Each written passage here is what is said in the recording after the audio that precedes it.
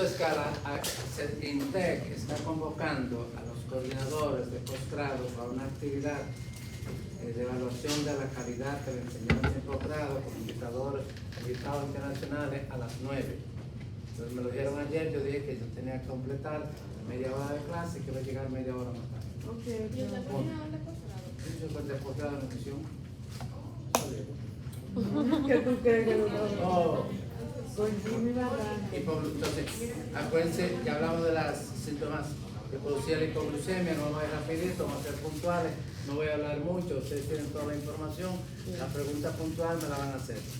Si usted me dice a mí que le dé la clase de bioquímica en 15 minutos, créanme, que le desarrollo el programa de bioquímica en 15 minutos. Ok, tengo que ver qué voy a decir. Entonces, profesores que no saben dar la clase, si les ya un día de clase los vendió, se vuelven locos.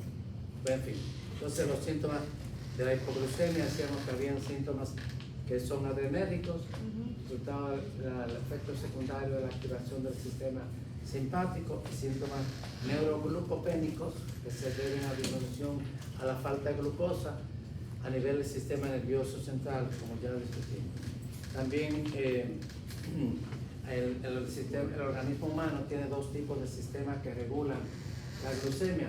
Un sistema, digamos, que es rápido, que es la respuesta de las células alfa, la liberación de la hipoglucemia. Quien detecta primero las células beta detectan alfa, detectan ese nivel bajo de glucemia y entonces segregan glucagón. Bien, también tenemos a nivel hipotalámico, tenemos lo siguiente: el hipotálamo tiene sensores y esos sensores detectan a nivel bajo de glucemia y van a estimular la secreción de ACTH, de hormona del crecimiento, y que van a actuar sobre las suprarrenales y van entonces las suprarrenales a activar la producción de cortisol y para que aumente la glucemia. El rápido lo detecta las células alfa de sangre. El ya más lento, que es ya a nivel de los sensores hipotalámicos, que activan el sistema hipotálamo, hipófisis y la escala blanca. Entonces es lo mismo que tengo por acá, a corto plazo y a largo plazo. Luego hay diferentes tipos de hipoglucemia. La más frecuente es provocada por insulina, se llaman shock insulínico. Cuando un paciente se inyecta insulina, por diabetes, no come, entonces le da un yello. Por eso el paciente con diabetes tiene que ver la acción de la insulina, cuando actúa la insulina, para que no vaya a inyectarse y tener una hipoglucemia. Esos son los de la tipo 2, ¿verdad? Los de la tipo 1. Cualquiera de los dos. Todo aquí, el tipo 2 o tipo 1. Whenever you need insulin, insulin produce hypoglycemia. O sea, cada vez si yo me pongo insulina es porque la necesito. Si yo me inyecto la insulina y no tengo suficiente glucosa o no como, ya tengo como terapia. Entonces no como, me va a dar hipoglucemia. Porque yo vi que uno de los síntomas de la diabetes tipo 1 es hipoglucemia, me pareció Sí, raro. Hipoglucemia, pero no, la hipoglucemia es no de la diabetes per se. Tú puedes comenzar al principio. Al principio el páncreas está loco, sube la glucemia, el páncreas segrega mucha insulina y en un momento produce tanta que da hipoglucemia. Eso pasa al principio. Y luego, entonces acá la hipoglucemia postprandial, que ocurre después que yo como, dependiendo de lo que como. Si yo como, por ejemplo, jugo con azúcar, si como dulce, mermelada, al ratito no puedo extrañar, no todo el mundo, que esté tembloroso, que me baje el azúcar. Entonces algunos dicen, como les comenté previamente, yo no desayuno, o cuando desayuno me da hambre en la media mañana. Que se llama una hipoglucemia también llamada hipoglucemia reactiva, hipoglucemia postprandial. Y lo que hay que hacer en ese caso es ajustar la dieta, aumentando el consumo de fibra, proteína, un poco de grasa, granos integrales y evitando, reduciendo el consumo de de los granos refinados. En los pacientes con diabetes se ha encontrado que el orden en el cual se consumen los alimentos ayuda al mejor control glucémico. Entonces, se ha encontrado que si yo consumo primero, repito, las frutas y verduras, las proteínas y un poquito de grasa y la mayor cantidad de hidratos de carbono, de alimentos almidonáceos, al final tengo mejor control glucémico. ¿Por qué? Porque tanto proteína, fibra y manteca retardan el vaciamiento gástrico y ayudan a modular la salida de la glucosa de los hidratos de carbono del estómago al intestino y hay mejor control. El otro es la hipoglucemia en ayuna, postprandial, es en ayuna. En ayuna, bueno, si no comiste, se quiere bajar el azúcar, el niño que va a la escuela y le da un mareo, o también puede producir en ayuna. Acá, si tengo una lesión hepática, cirrosis hepática, hace una hepatectomía, me quitan un lóbulo, almaceno menos glucógeno, se va a agotar más temprano. Si no tengo suprarrenal, una insuficiencia, digamos acá, suprarrenal, la suprarrenal acá produce la adrenalina, que estimula la adrenalina, que activa glucogenosis y gluconeogénesis. Y los alcohólicos, porque el alcohol inhibe la gluconeogénesis a partir de alanina. Entonces miren, el alcohol, ya se lo vimos, que consume dos NAD y va a tener mucho NADH, por tanto el NADH va a ¿qué? Va a favorecer la conversión del pirúvico en ácido láctico y va a impedir, a limitar que la alanina se convierta en pirúvico. Porque yo tengo el principal aminoácido gluconeogénico es la alanina. Del músculo sale alanina. Alanina llega al hígado. Para convertirse alanina en pirúvico, que necesito NAD, necesito NAD. Pero ¿qué pasa? Que el NAD, miren quién lo está usando, el alcohol. Entonces tengo menos NAD, por lo tanto la alanina, que es uno de los principales aminoácidos gluconeogénicos, no va a poder acá producir glucosa. Bien, la diabetes es una enfermedad metabólica que afecta el metabolismo de proteínas, lípidos e hidratos de carbono, y se caracteriza por poliuria, polidipsia, polifagia, pérdida de peso, como resultado de la hiperglucemia. Recuerden que esta hiperglucemia va a provocar una glucosuria, la glucosa por efecto osmótico arrastra agua y aumenta la producción de orina. Entonces, pueden haber diferentes tipos de diabetes, como ustedes pueden ver, que está visto por acá, y la epidemiología es que 8% de la población mundial o más en Estados Unidos, tiene ya diabetes mellitus, una gran cantidad de ellos no son diagnosticados, y la diabetes es una causa importante de derrames cerebrales, de infartos y de problemas de tipo cardíaco. La incidencia de diabetes mellitus, ¿por qué ha aumentado? Primero, por la obesidad, por los patrones de alimentación que hay, y 3, el sedentarismo y el envejecimiento. Si yo duro más, se van a fundir más rápido las células beta del páncreas. ¿Bien? Entonces son los factores que conllevan a la llamada diabetes. ¿Cómo se hace el diagnóstico de diabetes? Un paciente que diga que orina los síntomas que tiene, poliuria, polidipsia, polifagia. 2, entonces averiguar si tiene antecedentes familiares de diabetes. Número 3, se le hace una glucemia. Si la glucemia tiene basal 126 o más, pero tiene que repetirla. ¿Ok? Segundo, una prueba de tolerancia oral a la glucosa, en la cual el paciente se toma a las 2 horas. Si a las horas tiene un valor acá con 75 gramos de glucosa de 200 miligramos o más, ese paciente ya es diabético.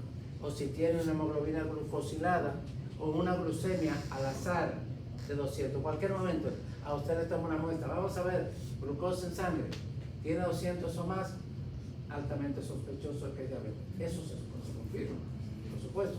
Entonces, 2, la prueba de tolerancia a las 2 horas, 200 o más. Recuerdo que lo que vale es 2 horas. o basal, 126 o más. Luego, si tiene hemoglobina, ya dio 6.5 de hemoglobina glucosilada, y acá la hemoglobina glucosilada es una prueba que tiene limitante. ¿Por qué? Porque no es tan sensible, no se correlaciona tanto con la glucemia en el momento, y la hemoglobina glucosilada pues requiere de un método de laboratorio que sea ya certificado. Ya otra vez están aquí los criterios diagnósticos. Ahora la diabetes tipo 1 abajo. La diabetes tipo 1, esa que tiene un problema, es de etapa autoinmune. Hay anticuerpos contra las células beta del páncreas, contra la insulina contra cualquier otra enzima o metabolito que tenga que ver con la acción de la insulina. ¿De acuerdo? Entonces hay que tomar en cuenta aquí. Fíjense cómo va ese cuadrito, que decir cómo va evolucionando.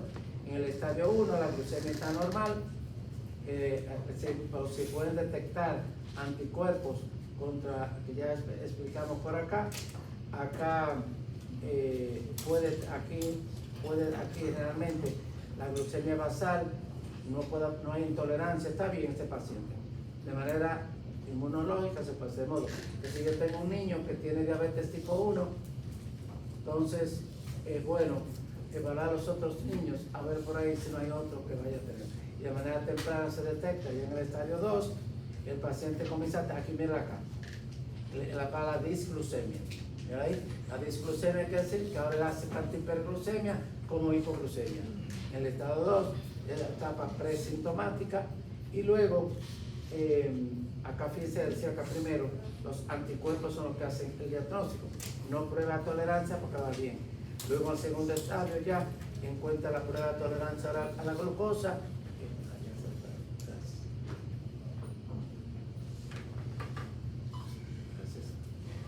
Entonces ya en el estadio 3, una hiperglucemia que aparece ahí de la noche a la mañana, y todos los síntomas típicos de la diabetes.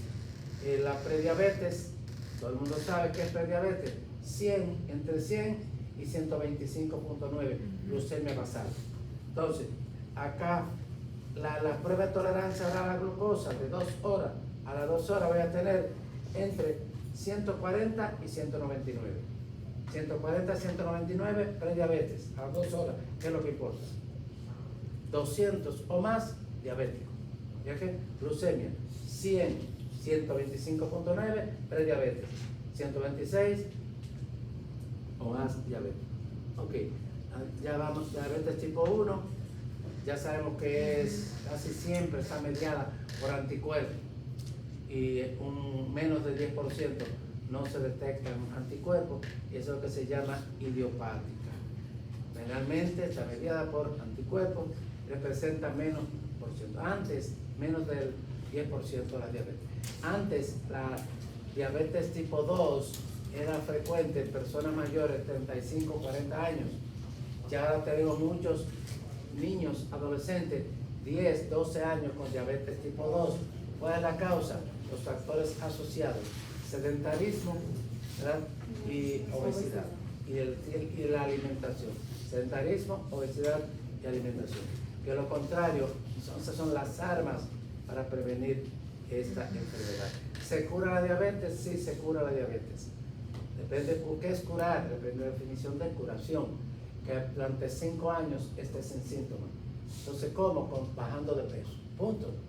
Bajando de peso. Hay sujetos que con una dieta, incluso la dieta cetogénica, otro tipo de dieta, que han durado 20, 30 años sin diabetes. De modo que hay esperanza. Y aún siendo diabético, se controla. ¿Cómo? Cambiando completamente el estilo de vida. Miren los diferentes tipos de anticuerpos que pueden ver por acá. Ok, entonces la diabetes tipo 1 es la que presenta cetosis o cetoacidosis. ¿Por qué? Porque los cuerpos cetónicos se producen ¿cuándo? Bueno, es una pobreza en medio de la abundancia. Resulta que yo tengo una hiperglucemia. Esa hiperglucemia, esa glucemia elevada, aquí tengo mi páncreas.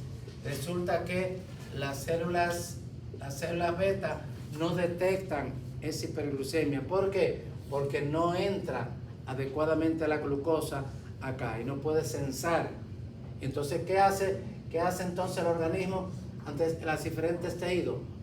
Que dice, bueno, es como si yo tuviera acá una hipoglucemia. Entonces van a producir en las suprarrenales, van a provocar entonces la activación, oye que esto es nuevo y no escriben, la activación de glucogenólisis, porque las células dicen, no hay glucosa.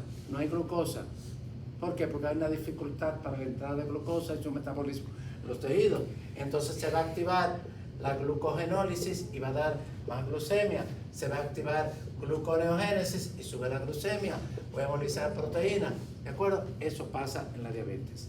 Hiperglucemia, pero que las células no detectan. Como no entra la glucosa, en los mecanismos que sirven para ajustar hormonales, endocrinos, que responden a la respuesta de la glucemia, no van a trabajar y por eso hay mucha glucosa elevada. Bien, resistencia a la insulina. Acá, entonces, mire, hay cetosis o cetoacidosis. ¿Por qué hay cetosis o cetoacidosis en diabetes tipo 1?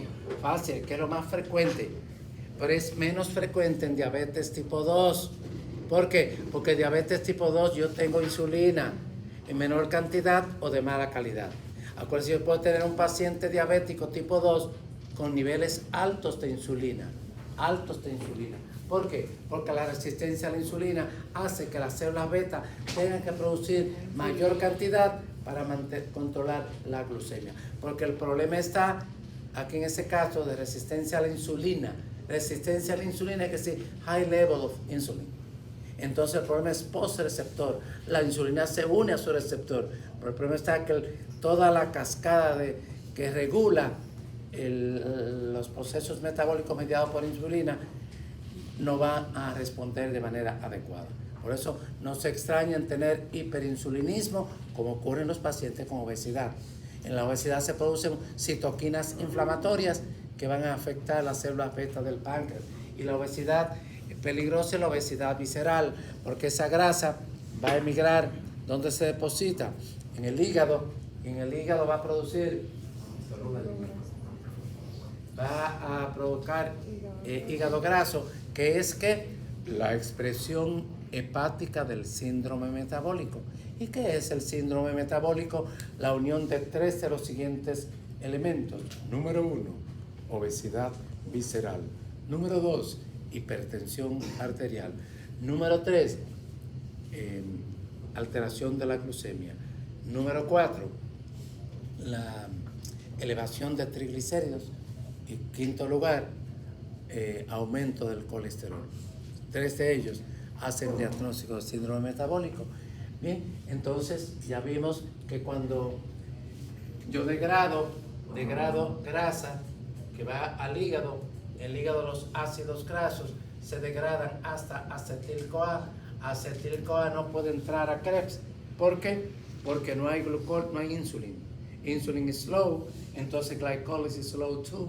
Y al ser bajita la glicólisis, entonces acetil-CoA le dice, la novia le dice al pai que la lleve ¿de dónde? Desde la catedral al convento. Se convierte en cuerpos cetónicos. Esos cuerpos cetónicos aumentan en sangre, provocan un estado de acidosis, la acetona se elimina por el pulmón por ser volátil y da un olor a manzana podrida o a manzana fruta madura, manzana podrida llaman también, se llama aliento cetónico. Entonces, acidosis o cetoacidosis, aliento cetónico y cetonuria, o sea, cuerpos cetónicos en orina. Eso es diabetes tipo 1, generalmente. Diabetes tipo 2, ¿puede desarrollar cetosis? Sí, puede desarrollarlo también cuando la cantidad de hidratos de carbono que se da es muy alta como para que la cantidad de insulina pueda metabolizarlo, pero no es lo más frecuente. A veces veo que diagnostican de manera muy gratuita cetosis en los pacientes con diabetes tipo 2, sobre todo en diabetes tipo 1. Recuerden también que este mecanismo, que hay hipertriglicerolemia o hipertrigliceridemia. ¿Por qué? Porque la insulina juega un papel importante en la el aclaramiento, movilización tanto de las VLDL como de los kilomicrones. Entonces, como la insulina activa la lipoproteína lipasa encargada de despojar a los triglicéridos de la mayor cantidad de los kilomicrones VLDL, de la mayor cantidad de sus triglicéridos, entonces voy a tener que aumenta en sangre, porque no lo puedo aclarar, porque por la falta de insulina. Insulina activa lipoproteína lipasa. Lipoproteína lipasa moviliza manteca. ¿De dónde? De las lipoproteínas más mantequeras. ¿Cuáles son? Chylomicrons, que traen la manteca de la dieta, y VLDL, que trae la manteca del hígado. Entonces, por eso provocan hipertrigliceridemia. Yo acabé. Diabetes tipo 2, la más frecuente, ya sabemos, se asocia con resistencia a la insulina. Ya tipo 1 vino todo endocrino. La resistencia a la insulina se debe a qué? A que generalmente, como decía, los tejidos periféricos no responden, el hígado responden adecuadamente a la insulina. Bien, entonces va a haber muchos ácidos grasos libres. También la resistencia a la insulina se asocia, como decía, una obesidad, porque el tejido adiposo produce citoquinas inflamatorias, Cushing, síndrome poliquístico y también el hirsutismo. La resistencia a la insulina, ¿sí? ¿Cuáles son las causas? Miren, citoquinas inflamatorias. ¿Dónde se produce? En el tejido adiposo.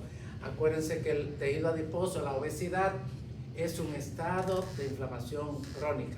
Eso es la obesidad, que provoca, por ejemplo, interleuquina 6, produce factor de necrosis tumoral alfa, también leptina, que tiene acción inflamatoria, y disminuye la producción de ¿qué? De la citoquina antiinflamatoria. ¿Cómo recuerdo cuál es la citoquina antiinflamatoria? La A con la A, antiinflamatoria, adiponectina. ¿Bien? Ok.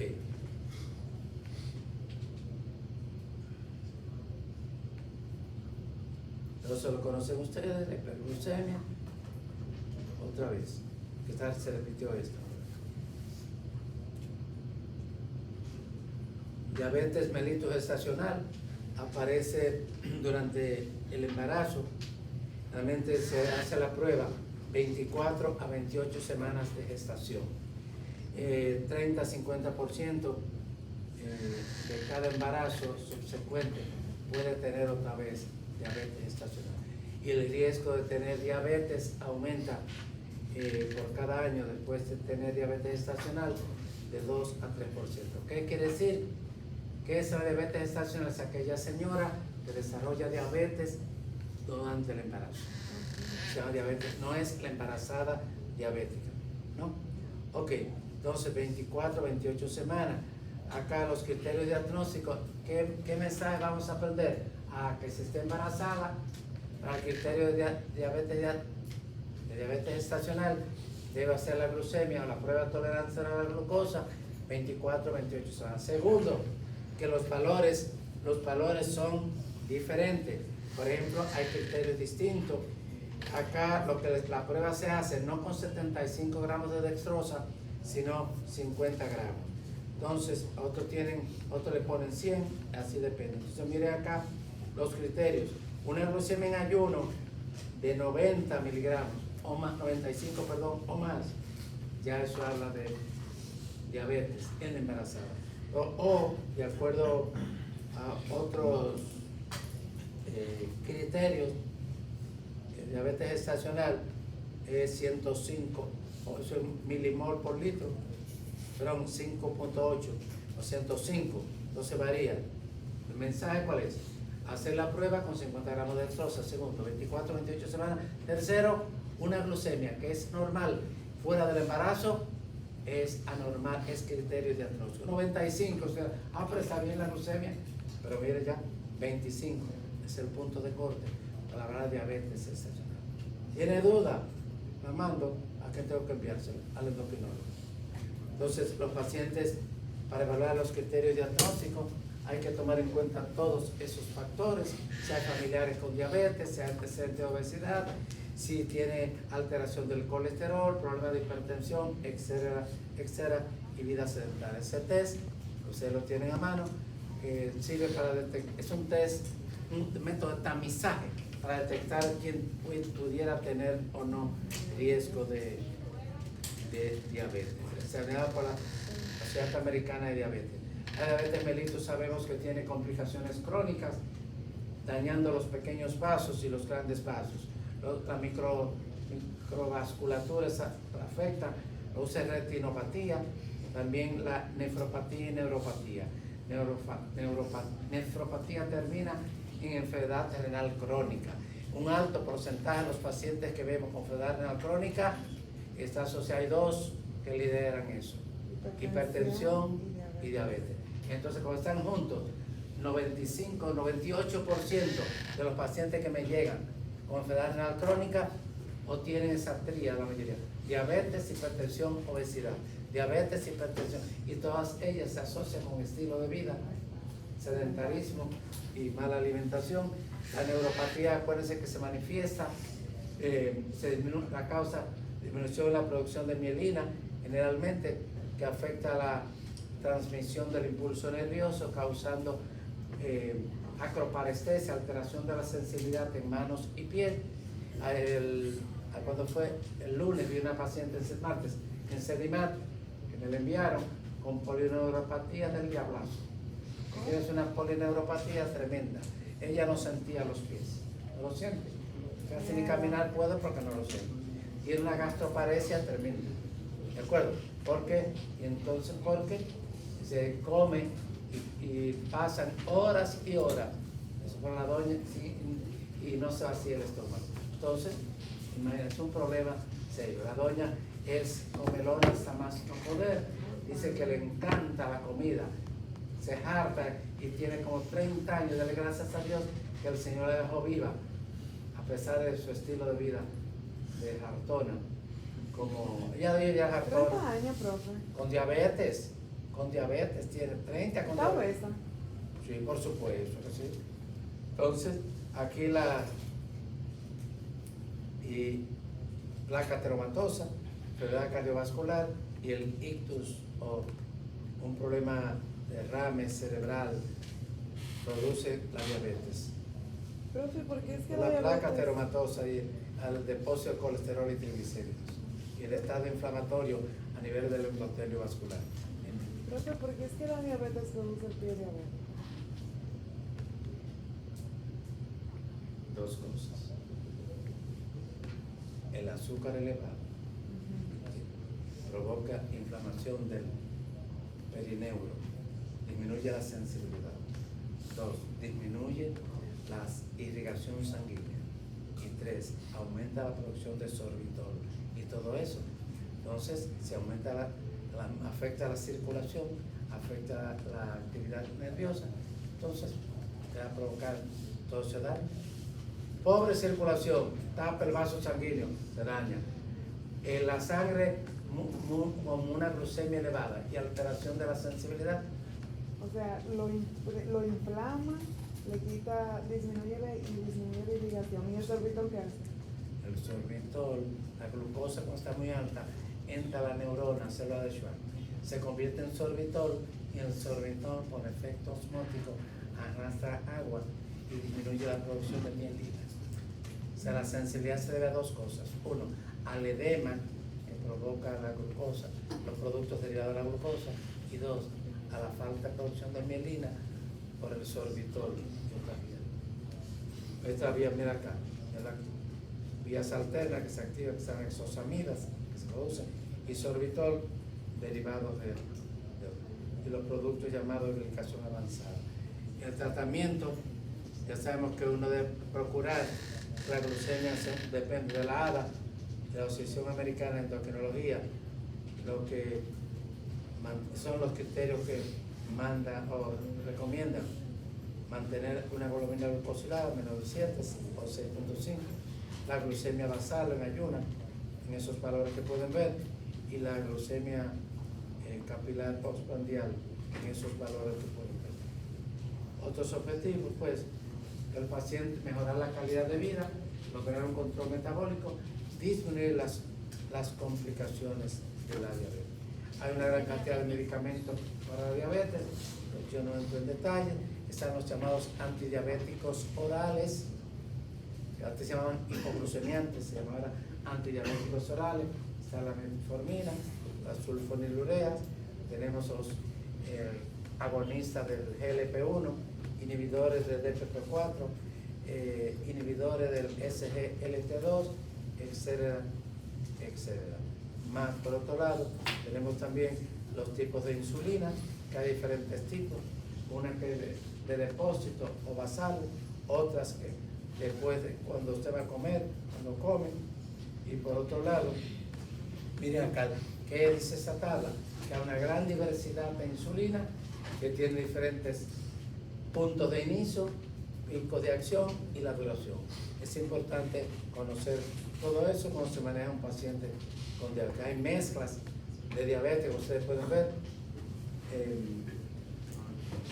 para tratar de lograr que tenga un inicio de acción temprano y mayor durabilidad. Se ha avanzado bastante en la diabetes, existen las bombas de insulina o páncreas artificiales, que ellas mismas se encargan de resolver su problema. La calidad de vida y la durabilidad de los pacientes con diabetes ha mejorado tremendamente hasta el punto que existe una gran cantidad de pacientes con diabetes, incluso jóvenes, que son campeones. En el hospital de diabetes había uno que era campeón nacional del campo y pista. Y estaba fuerte el atleta, pero pagaba el precio. La obesidad es un problema que todos conocemos, nos afecta. Acá, multifactorial, tal vez 2% tiene que ver con problemas metabólicos, el 98, 95% se asocia con estilo de vida, o sea, cuando ingerimos más de las calorías que necesitamos, cuando hacemos menos actividad física, eso conlleva diabetes. ¿Cómo se hace el diagnóstico? Realmente se usa el indicador índice de masa corporal, pero ese índice de masa corporal, que debe estar entre 20 y 24.9, hay que interpretarlo con cautela, porque yo puedo tener una persona con un índice de masa corporal, como la tuve ayer en la consulta. Él tenía, el joven con 27 años de edad, 300 libras. Yo dice, wow, por medía 6'2", 6'3", y con un IMC de 40.1. De acuerdo a ese índice de masa corporal, yo diría, es obesidad severa, pero cuando veo él practica ejercicio, entonces tiene mucha masa muscular, entonces tienen que tener cautela cómo hacer diagnóstico. Y puedo tener personas pequeñas o personas muy delgadas que tienen delgadez constitucional porque sus familiares, su abuela son más delgadas, y vamos a decir que está desnutrido. Entonces me preguntaron una vez una periodista que si Marc Anthony estaba desnutrido. Yo le dije que yo no podía responderle esa pregunta, no podía hacer ese diagnóstico sin evaluar el paciente. ¿Para qué querían? Buscar un titular para poner el otro día. Experto en nutrición dice Marc Anthony está desnutrido. No, yo no lo he evaluado, y la verdad que había una cantidad de indicadores bioquímicos, clínicos, antropométricos, funcionales y dietéticos que me sirven para hacer diagnóstico de desnutrición. La circunferencia de la cintura debe estar menos de 88, si es menos de 80 mucho mejor en las mujeres, y menos de 102 y menos de 90 en el hombre, mucho. Es decir, me mido la cintura a nivel del ombligo, debe tener menos de 35 pulgadas o menos de 40 pulgadas en el hombre. Si es más de ahí, es peligroso, porque la grasa en el abdomen generalmente emigra hacia el páncreas y provoca disfunción de las células beta. Bien, la que está subcutánea no. La grasa que está en el tejido subcutáneo es de liberación lenta, o sea, no tiene nada que ver. Entonces, la que tiene que ver es la grasa visceral. Entonces, hay una correlación estrecha entre pancita y triglicéridos altos. Siempre las sociedades especializadas han recomendado que toda historia clínica incluya medir la circunferencia de la cintura, porque es altamente predictiva de cómo están los triglicéridos, un factor de riesgo cardiovascular. Dígame. Una pregunta, ¿de qué hablo de Mark Anthony? Yo no soy de marca. Mira, esta tampoco. No, es una pregunta de Si es de obesidad, sí. de más de delgadez, de obesidad. Más de delgadez, debe ser. ¿Por qué dicen que las drogas y el fumar y todos esos agentes químicos ponen a la gente flaca? Pues yo lo busco en Google. Yo lo encuentro en Google. La droga es más porque ya tú pierdes como el placer de comer. A ti solamente te da placer tú. Y la gente deja de comer. Porque ya no tienen.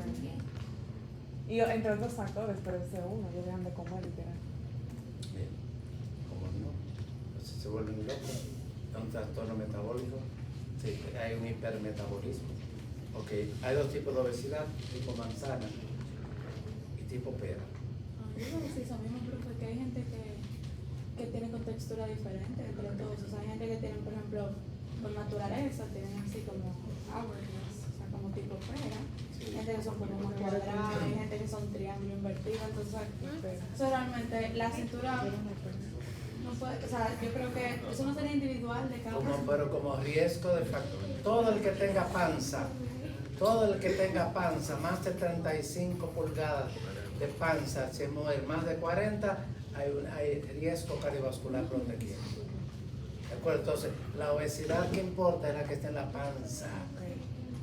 Si usted tiene cadera y muslo, que se llama obesidad ginoide o ginecoide, el problema es la androide, donde está la grasa de la panza, panza rosera, panza cervecera, panza trigliceridémica y panza ecológica. Ya todo eso lo dije por acá. Entonces, ya decíamos que los adipocitos subcutáneos, la actividad metabólica es más lenta, se moviliza más lentamente, porque están debajo de la piel. De modo que la liposucción no resuelve el riesgo de cardiovascular que representa la grasa visceral. La grasa visceral. Entonces, saben todas las complicaciones que presenta esta enfermedad, todos lo conocen. Yo puedo llenar el pizarrón, se lo aseguro, llenarle por lo menos 100 complicaciones asociadas al sobrepeso. 100 complicaciones. Conocen las principales. La causa, se come más que lo que el organismo necesita.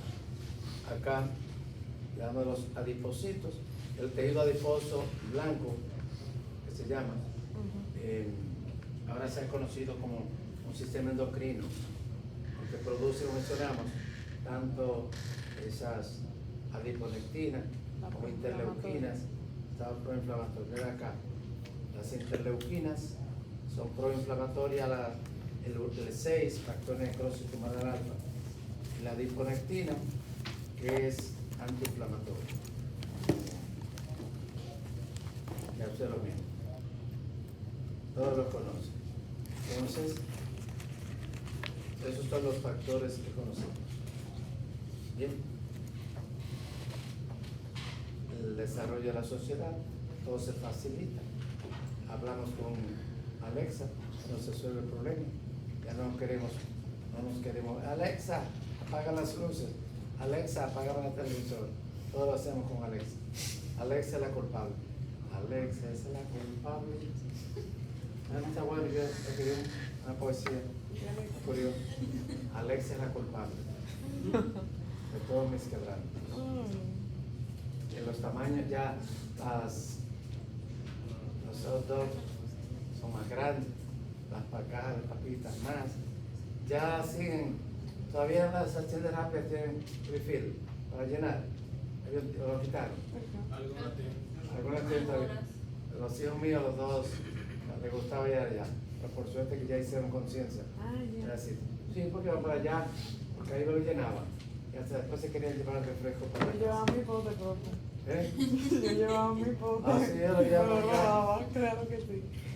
Entonces, dice acá, También aquí hay señales que van a influir la obesidad, leptina e insulina, porque se tiene que ver con la ingesta de alimentos, a largo plazo, perdón, a corto plazo, cuando le hace una cirugía, la grelina es la hormona del apetito, ¿verdad?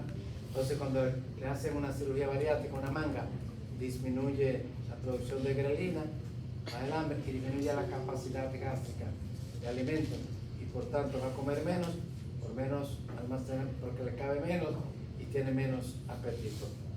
Acá en el intestino también, cuando se quita un pedazo de tripa o se altera la anatomía, disminuye la producción, se altera la producción de colecistoquinina y estos péptidos acá. A nivel hipotalámico tenemos neuropéptido Y famoso y acá el MSH. En la obesidad ya sabemos que hay intolerancia a la glucosa, alteración de los lípidos, colesterol, triglicéridos elevado, el famoso síndrome metabólico y resistencia a la insulina. ¿Cómo se trata la obesidad? Todo el mundo lo conoce, comiendo menos, moviéndose más. Hay una pastillita que se llama, acá, TLP, una cápsula.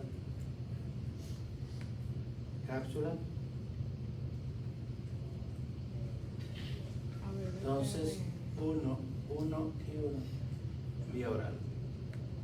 TLM, eso quiere decir traga la mitad. Se pasó, profe, ahí, se pasó. Traga la mitad. Yo me iba a comprar. Te voy a comprar la nota ahí. Mira ahí la capsulita está ahí.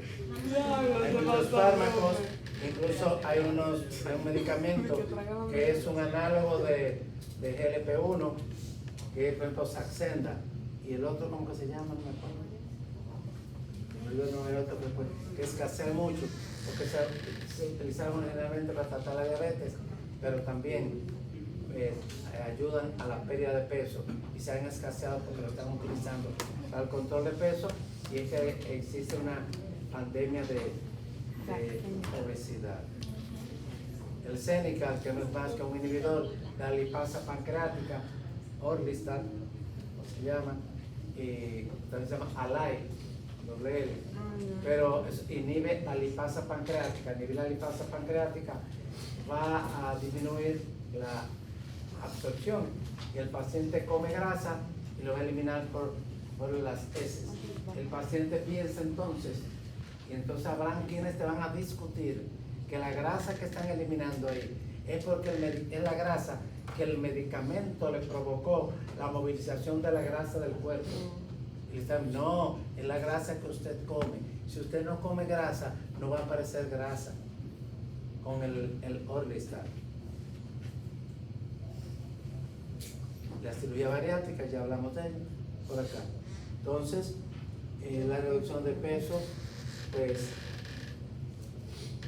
disminuye el riesgo metabólico, controla la hipertensión, el riesgo cardiovascular, ansobón, y por donde quiera da salud y larga vida.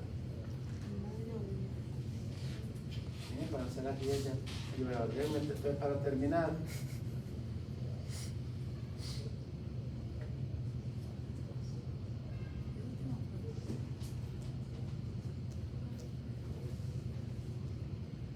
en el jardín del Edén, Dios puso un árbol de pera para que Adán comiera y su costilla también. Pero del árbol del bien y del mal una mañana, Eva toma una manzana para seducir a Adán. Han pecado y morirán por su conducta mundana. En el Edén de la vida hay manzana también pera. No comáis de la primera aunque parezca atractiva. Es una fruta prohibida que os puede cambiar la suerte andando en sombra de muerte con la pancita rosera, pues la grasa cervecera causa infartos y diabetes. La manzana halla una meca bordeando la cintura, se nutre con la fritura y se ahoga en la manteca, cerveza hasta la maneca y una vida sedentaria. Impiden que tu plegaria la escuche el omnipotente, dejándote impenitente solo en tu red carcelaria. Besaste ayer la dulzura a la sombra de un palmar, cuantos duermen sin sanar, y tú bañada en gordura, mas si la grasa perdura almacenada en tu panza, resumará la esperanza de vivir por mucho tiempo. Tu vida será un tormento, tu muerte una acechanza. No es el alcohol tu amigo para contarle tu pena, como grasa se almacena y quiere acabar contigo. Escucha lo que te digo y guárdalo en la memoria, que te consuele la historia de rumiar tu miserere, pues quien por su gusto muere, la muerte le sabe a gloria. ¡Diablo! La diabetes, pero ustedes, diabinex, diabetes. No la de, veo, ¿qué tú ves? Un diablito en tu genoma que se burla y que te embroma dándote agua de beber. Qué triste tu padecer, no puedes tu sed calmar. Cuánta miel veo brotar, pero no te sacia el hambre, aunque trabaje el enjambre día y noche sin cesar. Veo, ¿qué tú ves? Un volcán en erupción, causando desolación con su fuego de placer, acabado de encender con azúcar y manteca, quemando la biblioteca de tu páncreas perezoso. Trae más agua del pozo, que está seca la pileta. Veo, ¿qué tú ves? Un fuego en el colmenar, imposible de apagar, explotan las 4 P's, polidipsia, mucha sed, poliuria, se orina mucho, detona el tercer cartucho, la carne se desmorona, pierde peso, se desploma, polifagia, comí mucho.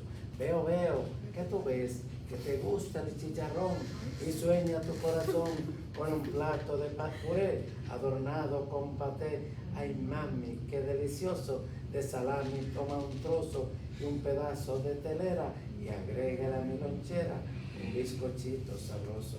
Veo, ¿qué tú ves? Una ofrenda ante el altar, son las medicinas que han venido a presentar los hijos de Diabinex con gran devoción y fe. Hoy traen café tostado con china y han preparado extracto de ajo con sen, pepino y apio también, buscando expiar su pecado. Veo, ¿qué tú ves? Ante el altar otras cosas, tisanas muy peligrosas que arruinarán tu vejez. Abandona de una vez esa actitud peregrina, no tomes piel de gallina, ni hojas de cundeamor, obedece a tu doctor, no cambies tu medicina. Veo, ¿qué tú ves? Un ángel con un librito, un nuevo secretito que tú debes conocer. Si eres hombre o mujer, no importa cuál sea tu edad. Si llevas por heredad en tu genoma un diablito, sigue pues mi consejito y hallarás felicidad. Veo, ¿qué tú ves? Un remedio angelical para llegar al final sin achaques de vejez. El remedio tiene 3 cositas dentro de un sable: una dieta saludable, ejercicio regular, pastillas para bajar tu glucemia incontrolable. Veo, ¿qué tú ves? Algo más en el librito, que es mejor comer poquito y no con desfachatez. Decídete de una vez y abandona los cueritos y cuídate de los traguitos y el delicioso concón. No comas más chicharrón ni bebas más refresquito. Veo, ¿qué tú ves?